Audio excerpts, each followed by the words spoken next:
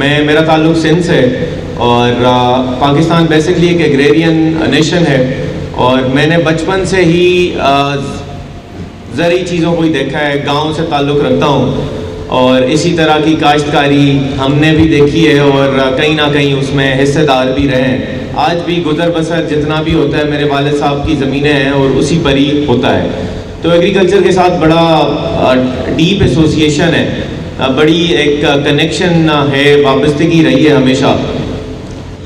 تو جیسے میں یہاں پر آیا تو میری جب ان سے بات ہوئی ڈاکٹر صاحب سے، تو میں نے کہا کہ کس چیز کے بارے میں آپ نے ان کو بتایا، تو انہوں نے کہا کہ جی شوگر کین کی کلٹیویشن کے، سندھ میں بہت زیادہ شوگر کین ہم خود اگاتے ہیں، ہم خود کرتے ہیں، کلٹیویٹ کرتے ہیں، تو دس از ویری انکریجنگ۔ اور بنوں میں اگر آپ اس کو واپس ریوائنڈ کرتے ہیں، اس چیز کو واپس اگانا شروع کرتے ہیں، تو آپ کی ڈیمانڈ سے ہی لنکڈ یہ چیز ہے۔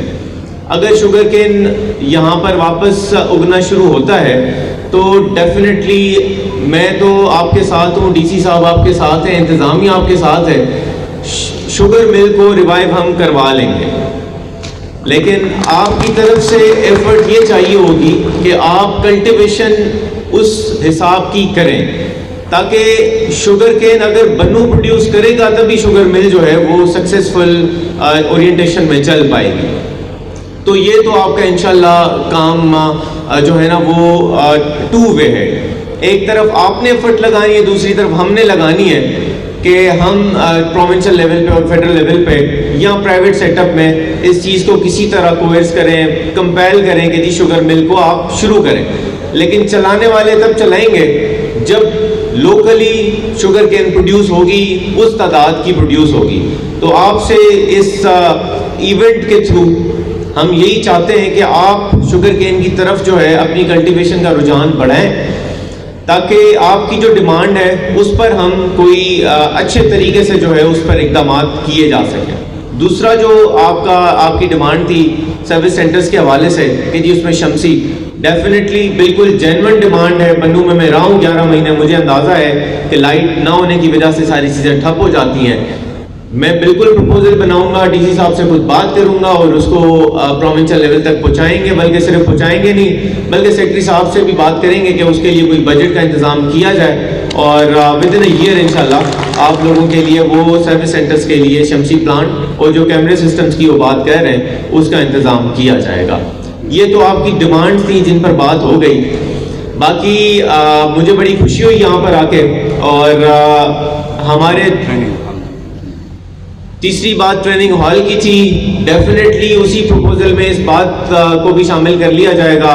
بڑی جینون ڈیمانڈز ہیں، ان جنرل ہوتا نہیں ہے، جب بھی ہم آتے ہیں اس طرح کی جگہ پہ تو جو ڈیمانڈز ہوتی ہیں وہ بڑی امپریکٹیکل سی ہوتی ہیں جن کو پورا نہیں کیا جا سکتا، لیکن یہ بڑی ایسی ڈیمانڈز ہیں جن کو پورا ایک تو کیا جا سکتا ہے اور کرنا چاہیے، اور جتنی ایفرٹ ہم سے آپ کو درکار ہے ہم اس سے زیادہ لگائیں گے، اس بات کی میں آپ کو یقین دہانی دے دیتا ہوں۔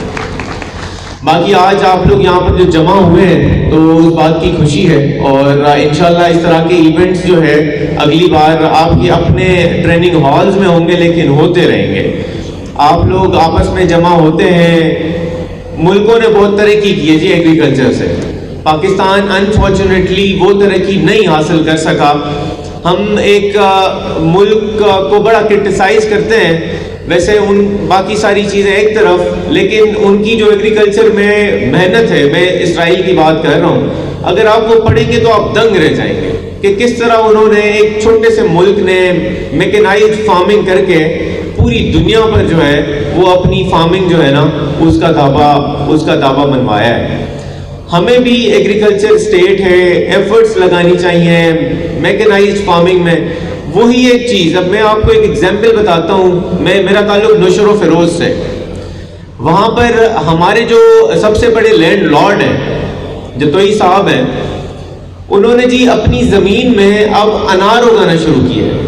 آپ سوچ سکتے ہیں نوشہر و فیروز میں جہاں پر گرمی 52 ہوتی ہے وہاں پر انار اگانا شروع کیا انہوں نے۔ کیسے؟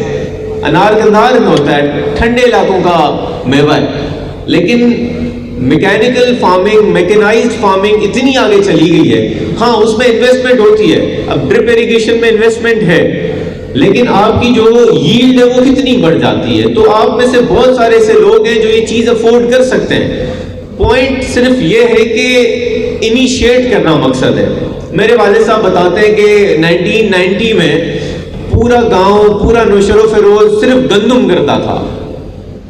میرے والد صاحب بتاتے ہیں 1992 میں میں نے پہلی بار باغ لگایا کیلے کا، تو پورے گاؤں میں لوگ کہتے تھے کہ شاہ صاحب پاگل ہو گئے، اور جی کیلا کیسے ہوگا ادھر. اور بابا پھر کہتے ہیں کہ میں نے 1 ایکڑ سے 10 لاکھ روپے کی انکم بھی کمائی. 1992 کی بات بتا رہے ہوں. اس کے بعد انہوں نے نئی چیز شروع کی کہ جی نہیں، کیلا ہٹا کے کیلے میں وائرس لگا، انہوں نے شروع کی گریپ فروٹ کی فارمنگ. اب گریپ فروٹ ہم ہمیشہ سنتے تھے جی سٹرس فروٹ جو ہے وہ سرگودا میں ہوتا ہے، ادھر ادھر ہوتا ہے. انہوں نے ایک نئی چیز ٹرائی کی.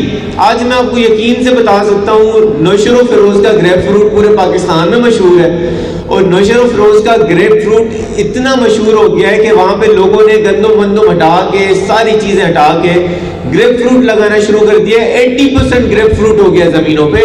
1 ایکڑ جو میچور باغ ہے وہ 5 سے 6 لاکھ روپے دیتا ہے.